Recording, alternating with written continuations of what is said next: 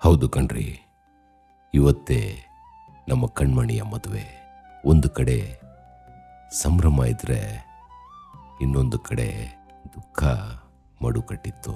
ಈ ಕುಟುಂಬದಲ್ಲಿ ಪ್ರೀತಿ ಕೊಟ್ಟು ಪ್ರೀತಿಯಿಂದ ಸಾಕಿದ ಮಗಳು ಇವತ್ತು ತನ್ನದೇ ಆದ ಒಂದು ಸಂಸಾರವನ್ನ ಶುರು ಮಾಡಲಿಕ್ಕೆ ಹೋಗ್ತಾ ಇದ್ದಾಳೆ. ತನ್ನದೇ ಆದ ಒಂದು ಕನಸನ್ನ ಬಾಳಲಿಕ್ಕೆ ಹೋಗ್ತಾ ಇದ್ದಾಳೆ. ಆದರೆ ನಮ್ಮ ಕಣ್ಮಣಿಗೆ ಗೊತ್ತಿರಲಿಲ್ಲ ಅವಳು ಸ್ವರ್ಗದಿಂದ ನರಕಕ್ಕೆ ಹೋಗ್ತಾ ಇದ್ದಾಳೆ ಅಂತ. ಚಿಲಿಪಿಲಿ ಹಕ್ಕಿಗಳ ಕಲರವ ಈ ತವರಿಗೆ ಈಗ ಕನಸು ಮಾತ್ರ. ನಮ್ಮ ಮನೆಯ ಕೋಗಿಲೆ ಬೇರೆಲ್ಲೋ ದೂರಕ್ಕೆ ಹಾರಿ ತನ್ನ ಕನಸಿನ ಕೋಟೆಯನ್ನ ಕಟ್ಟಕ್ಕೆ ಹೊರಟಿತ್ತು. ತವರಿಗೆ ವಿದಾಯ ಹೇಳುವ ಸಮಯ ನಮ್ಮ ಕಣ್ಮಣಿಯ ಜೀವನದಲ್ಲಿ ಬಂದೇ ಬಿಡ್ತು. ಈ ಪ್ರೀತಿ ಪ್ರೇಮ ಅಂತ ಬಂದಾಗ ಒಂದಿಷ್ಟು ವಿಷಯಗಳು ನಡೀತದೆ. ಹೌದು, ನಿನಗಾಗಿ ನಾನೊಂದಿಷ್ಟು ವಿಷಯಗಳನ್ನು ಬಿಟ್ಕೊಡ್ತೇನೆ, ನನಗಾಗಿ ನೀನು ಒಂದಿಷ್ಟು ವಿಷಯಗಳನ್ನ ಬಿಟ್ಕೊಡ್ಬೇಕು ಅಂತ. ಹೌದಲ್ವಾ? ನಮ್ಮ ಕಣ್ಮಣಿ ಕೂಡ ಒಂದಿಷ್ಟು ವಿಷಯಗಳಲ್ಲಿ ಆಕೆ ಮದುವೆ ಆದ ಹುಡುಗನ ಜೊತೆ ಮದುವೆಗೆ ಮುಂಚೆನೇ ಮಾತಾಡ್ಕೊಂಡಿದ್ಲು. ಏನಂದ್ರೆ ಆತ ಕುಡಿತದ ಚಟಕ್ಕೆ ಒಗ್ಗಿ ಹೋಗಿದ್ದ. ನಮ್ಮ ಕಣ್ಮಣಿ ಏನು ಅನ್ಕೊಂಡ್ಲು, ಈ ಹುಡುಗ ಇಷ್ಟೆಲ್ಲ ಕುಡಿತಾನೆ, ಇವನ್ನ ಒಳ್ಳೆ ದಾರಿಗೆ ತರಬೇಕು, ನನ್ನ ಪ್ರೀತಿ ಕೊಟ್ಟು ಅವನ್ನ ಸರಿ ಮಾಡಿಬಿಡ್ತೀನಿ ಅನ್ನೋ ನಂಬಿಕೆಯಲ್ಲಿ ಅವಳು ತನ್ನ ಜೀವನವನ್ನೇ ಅವನಿಗಾಗಿ ಅರ್ಪಿಸ್ಬಿಟ್ಲು. ಇಬ್ಬರು ಪ್ರೀತಿಯಲ್ಲಿದ್ದಾಗ ಅವಳು ಒಂದು ಮಾತನ್ನ ಅವನ ಹತ್ರ ಹೇಳಿದ್ಲು, ನಿನಗೆ ಕುಡಿಲೇಬೇಕು ಅಂತ ಅನ್ಸಿದ್ರೆ ನೀನು ಮನೆಗೆ ತಂದು ಕುಡಿ, ಹೊರಗಡೆ ಎಲ್ಲೂ ಕುಡಿಯೋಕ್ಕೆ ಹೋಗಬೇಡ. ತಿಂಗಳಿಗೆ ಒಮ್ಮೆ ಬೇಕಾದರೆ ನೀನು ನನ್ನ ಮುಂದೆನೇ ಕೂತ್ಕೊಂಡು ಕುಡಿ, ಹೊರಗಡೆ ಮಾತ್ರ ಇದನ್ನು ಮಾಡೋಕ್ಕೆ ಹೋಗಬೇಡ, ಇದು ಸರಿ ಬರಲ್ಲ ಅಂತ ಹೇಳಿರ್ತಾಳೆ. ಆ ಹುಡುಗನೂ ಇವಳ ಮಾತಿಗೆ ಸೈ ಅಂತಿರ್ತಾನೆ. ಯಾಕಂದರೆ ಇವಳು ಅವನಿಗೆ ಬೇಕಾಗಿತ್ತು ಅಷ್ಟೇ. ಇವಳ ಮನಸ್ಸಲ್ಲಿ ಇದ್ದ ಪ್ರಾಮಾಣಿಕತೆ, ನಿಷ್ಠೆ, ಬದ್ಧತೆ ಅವನಿಗಿರಲಿಲ್ಲ.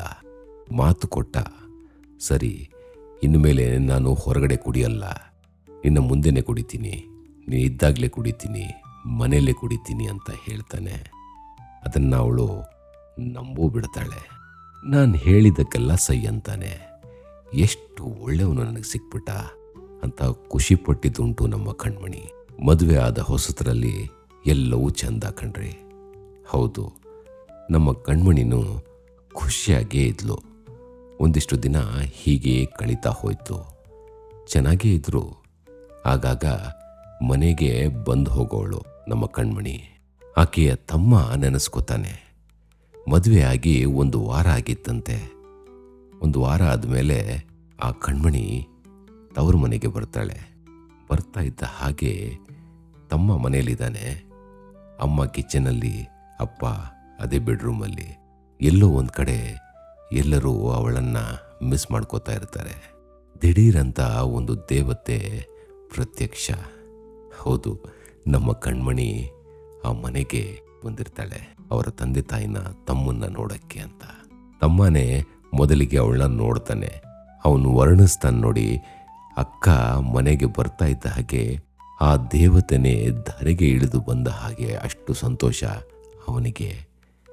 ಅವನು ಹೇಳ್ತಾನೆ, ಆ ಚಂದನದ ಸೀರೆ ಹುಟ್ಕೊಂಡು ಬಂದಿದ್ಲು ನಮ್ಮ ಅಕ್ಕ, ದೇವಿ ಸ್ವರೂಪಿಯಾಗಿ ಕಾಣಿಸ್ತಾ ಇದ್ಲು, ಅಷ್ಟು ಚಂದ ಕಾಣಿಸ್ತಾ ಇದ್ಲು ನಮ್ಮಕ್ಕ.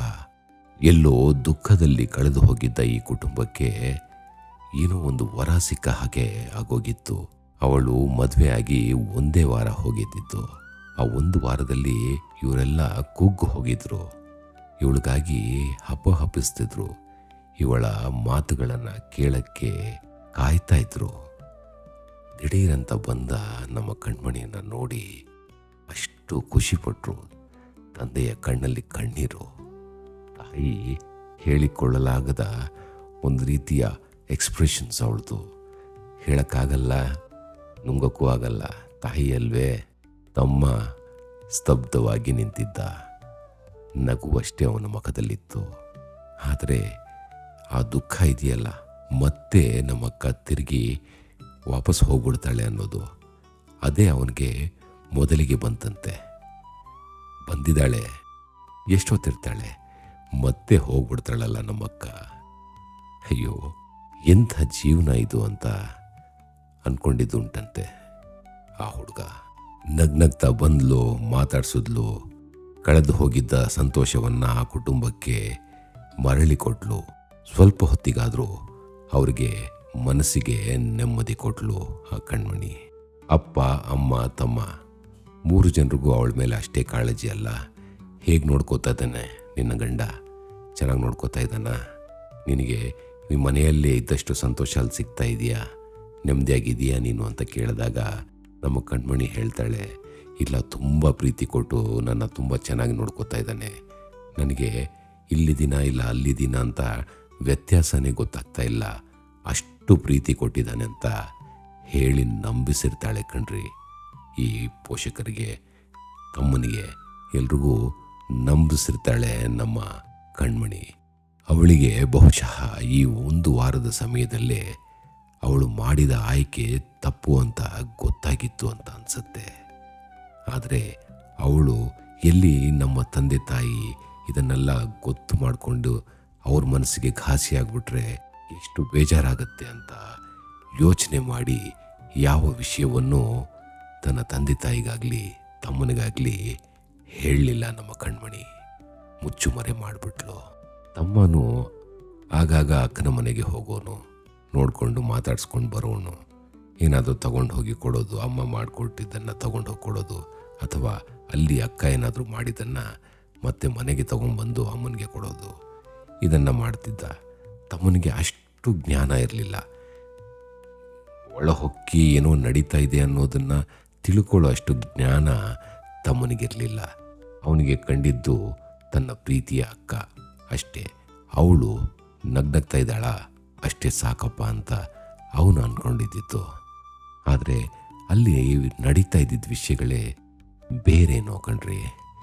ನಮ್ಮ ಕಣ್ಮಣಿನ ಮದುವೆ ಆದ್ನಲ್ಲ, ಇವನು ಕುಟುಂಬದವರು ಬಂದಾಗ ಒಂದು ರೀತಿಯ ವರ್ತನೆ, ಏನೋ ತುಂಬ ಪ್ರೀತಿ ಇದೆ, ತುಂಬ ಪ್ರೀತಿ ಕೊಟ್ಟಿದ್ದೀನಿ ಅಂತ ತೋರಿಸ್ಕೊತಾ ಇದ್ದ ಅನಿಸುತ್ತೆ. ಈತನ ತೋರ್ಪಡಿಕೆಗೆ ಎಲ್ಲರೂ ಮರುಳಾಗ್ಬಿಟ್ರು. ಕುಟುಂಬದಲ್ಲಿ ಯಾರಿಗೂ ಅವನ ಮೇಲೆ ಸಂಶಯನೇ ಬಂದಿಲ್ಲ. ಕಣ್ಮಣಿನೂ ಹಾಗೆ ಸಪೋರ್ಟ್ ಮಾಡಿದ್ಲಲ್ಲ. ಮಗಳ ಮಾತಂದರೆ ಎಲ್ರಿಗೂ ನಂಬಿಕೆ. ಮೊದಲಿಂದಾನೂ ಅವಳು ನೇರ ನುಡಿಯ ಹುಡುಗಿ. ಹಾಗಾಗಿ ಅವಳು ಹೇಳಿದ್ರೆ ಸರಿ ಇರುತ್ತೆ ಬಿಡು, ಚೆನ್ನಾಗಿ ನೋಡ್ಕೋತಾ ಇದ್ದಾನೆ ಅಂತ ಅಂದ್ಕೊಂಡು ಇವರು ಸ್ವಲ್ಪ ನಿರಾಳರಾದರು. ಈ ನಿರಾಳತೆ ತುಂಬ ದಿನ ಇರಲಿಲ್ಲ ಕಣ್ರಿ. ಹೌದು, ನಮ್ಮ ಕಣ್ಮಣಿಯ ಜೀವನದಲ್ಲಿ ಸುಖ ಅನ್ನೋದೇ ಇರಲಿಲ್ಲ ಅಂತೆ. ಹೌದು, ನಾನು ಮೊದಲೇ ಹೇಳಿದ ಹಾಗೆ ನಮ್ಮ ಕಣ್ಮಣಿ ಹುಟ್ಟಿದ್ದು ಜೂನ್ ತಿಂಗಳಲ್ಲಿ. ಆ ಜೂನ್ ತಿಂಗಳೇ ಅವಳಿಗೆ ಮುಳುವಾಗಿ ಹೋಯಿತು ಕಣ್ರಿ. ಅವಳ ಹುಟ್ಟುಹಬ್ಬದ ದಿನ ಗಂಡ ಹೆಂಡತಿ ಇಬ್ಬರು ಹೊರಗಡೆ ಹೋಗಿರ್ತಾರೆ. ಡಿನ್ನರ್ಗೆ ಹೋಗಿ ಹೊರಗಡೆ ಡಿನ್ನರ್ ಮಾಡಿ ಸ್ವಲ್ಪ ಸುತ್ತಾಡಿಕೊಂಡು ನೆಮ್ಮದಿಯಾಗಿ ಸಮಯ ಕಳೆದು ಮನೆಗೆ ಬಂದಿರ್ತಾರೆ. ಆತನ ಮನೆಯಲ್ಲಿ ನಮ್ಮ ಕಣ್ಮಣಿಯ ಮೊದಲ ಹುಟ್ಟುಹಬ್ಬ ಅಲ್ಲ, ಒಂದಿಷ್ಟು ಸರ್ಪ್ರೈಸ್ನ ಕೊಟ್ಟು ಅವಳನ್ನು ಸಂತೋಷ ಪಡಿಸಿರ್ತಾನೆ. ಅವಳ ಹುಟ್ಟುಹಬ್ಬ ಕಳೆದು 2 ದಿನ ಕಣ್ರಿ. ಮದುವೆ ಆಗಿ 4 ತಿಂಗಳು ಅಷ್ಟೇ. ಹೌದು, ಅಷ್ಟರಲ್ಲೇ ನಮ್ಮ ಕಣ್ಮಣಿಯ ಜೀವನದಲ್ಲಿ ದೊಡ್ಡ ಸಿಡಿಲು ಬಡಿತು.